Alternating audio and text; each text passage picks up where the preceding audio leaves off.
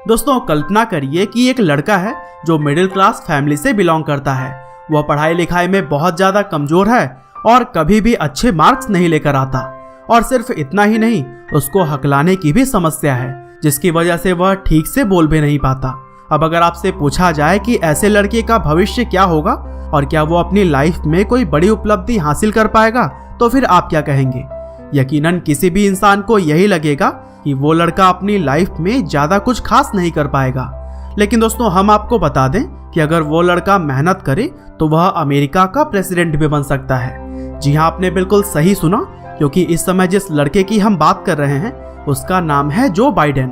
और दोस्तों आज की हमारी इस वीडियो में हम आपको जो बाइडेन के शुरुआती जीवन से लेकर उनके संघर्ष और प्रेसिडेंट बनने तक की पूरी कहानी बताएंगे। तो चलिए अब इस इंटरेस्टिंग वीडियो को शुरू करते हैं। दोस्तों हाल ही में अमेरिका के 46वें राष्ट्रपति बने बाइडेन का जीवन बहुत ही ज्यादा कठिनाइयों, दुखों और संघर्षों से भरा हुआ है। और वह खुद इस बात की एक जीती जागती मिसाल है कि इंसान अगर ईमानदारी से काम करते हुए मेहनत करता रहे तो एक न एक दिन उसे कामयाबी जरूर मिलती है। और बाइडेन की भी इस कामयाबी के पीछे उनके जीवन भर की मेहनत और कड़ा संघर्ष छिपा हुआ है। दरअसल बाइडेन की इस संघर्ष भरी कहानी की शुरुआत होती है 20 नवंबर 1942 से, क्योंकि इसी दिन पेंसिल्वेनिया राज्य के स्क्रैंटन शहर में उनका जन्म हुआ था। जन्म के समय जो बाइडेन का पूरा नाम जोसेफ रेबिटन बाइडेन जूनियर रखा गया था, जबकि उनके पिता का नाम जोसेफ रेबिटन बाइडेन सीनियर था। बाइडेन की फैमिली में उनके 2 भाई और एक बहन भी थी और 4 भाई बहनों में वह सबसे बड़े हैं। और दोस्तों बाइडेन एक अपर मिडिल क्लास फैमिली में पैदा हुए थे, क्योंकि उनके पिता एक बिजनेसमैन थे और वह ऑयल का व्यापार करते थे। वैसे तो बाइडेन के पिता का काम बहुत ही अच्छा था, लेकिन उनके जन्म होने के बाद से ही उनके पिता को बिजनेस में लॉस होने लगा। अब इसको बाइडेन का बैड लक कहें या फिर संयोग, क्योंकि बाइडेन के दुनिया में आते ही उनके पिता का काम पूरी तरह से बंद हो गया। और काम बंद होने के बाद से बाइडेन के पिता नौकरी की तलाश में निकल पड़े थे।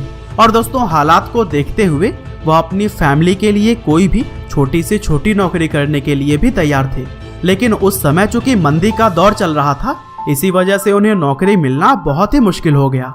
और जब तक बाइडेन के पिता नौकरी की तलाश करते रहे, तब तक उन्होंने अपना बचपन अपने नाना नानी के वहां रहकर गुजारा। और फिर आखिरकार सन 1953 में बाइडेन के पिता को एक कार सेल्समैन की जॉब मिल गई।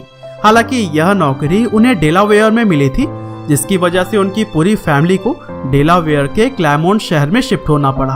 और इस शहर में बाइडेन की पूरी फैमिली कई सालों तक एक छोटे से अपार्टमेंट में रहती थी।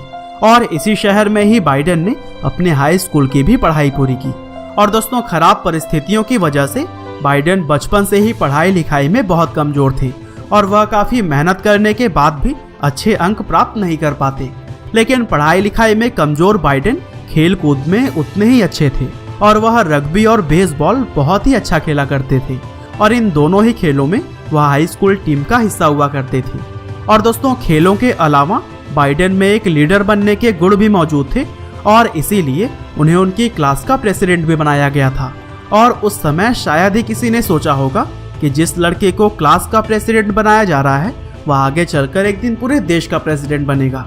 बाइडेन को शुरुआत से ही स्पीच देने का बहुत शौक था, लेकिन वह अपनी हकलाने की समस्या की वजह से स्पीच देते हुए ठीक से नहीं बोल पाते थे। और वह जब भी बड़े बड़े लीडर्स को स्पीच देते हुए देखते थे तो उनका मन भी इसी तरह से स्पीच देने के लिए करता था। लेकिन उनके हकलाने की वजह से स्पीच के दौरान ही लोग उनका मजाक बनाने लगते थे। और सिर्फ स्पीच ही नहीं, बल्कि नॉर्मल बातचीत करने में भी उन्हें बहुत ही ज़्यादा समस्या होती थी। और उनके हकलाने की वजह से ही स्कूल में उनको डैश कहकर चढ़ाया जाता था। और दोस्तों बाइडेन अपनी इस समस्या को दूर करने के लिए बहुत ही ज़्यादा मेहनत करते थे। और अपने एक इंटरव्यू में उन्होंने बताया था कि वह अपनी हकलाने की समस्या को दूर करने के लिए शीशे के सामने खड़े होकर कई घंटे तक कविताएं पढ़ा करते थे।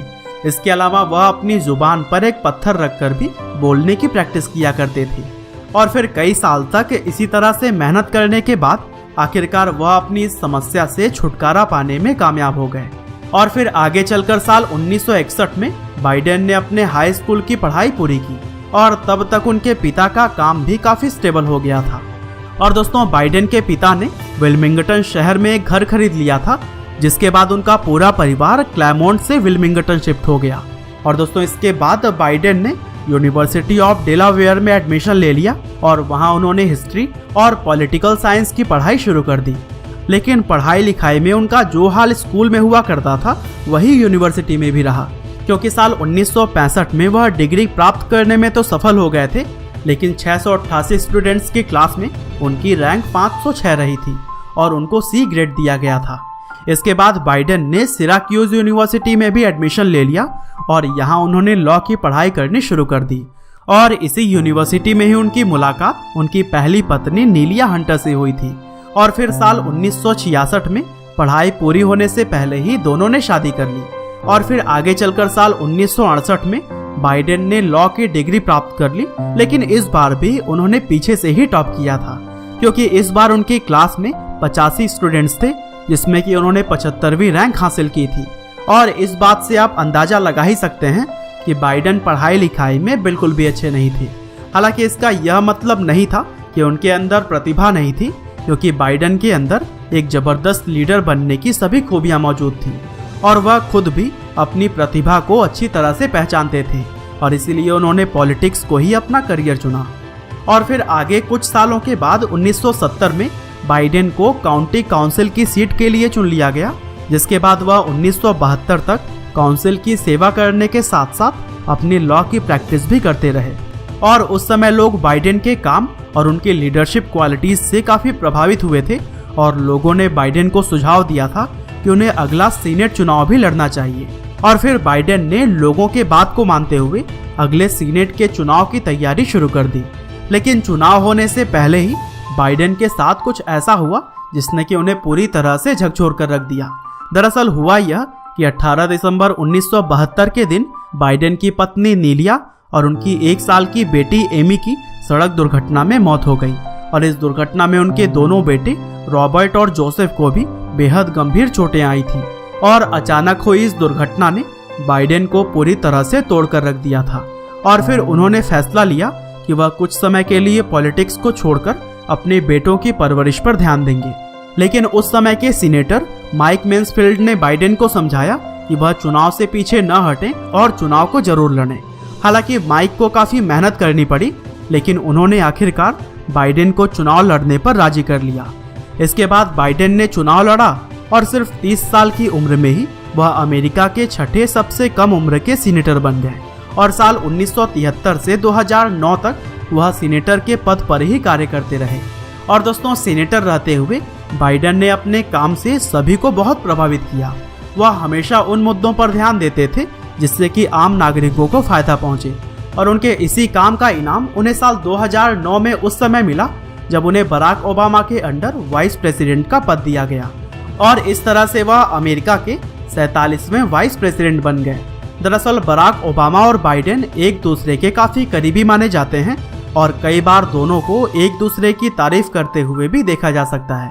और दोस्तों, इस बार यानी कि 2020 के प्रेसिडेंट चुनाव में भी ओबामा बाइडेन के सपोर्ट में कैंपेनिंग करते हुए नजर आए थे।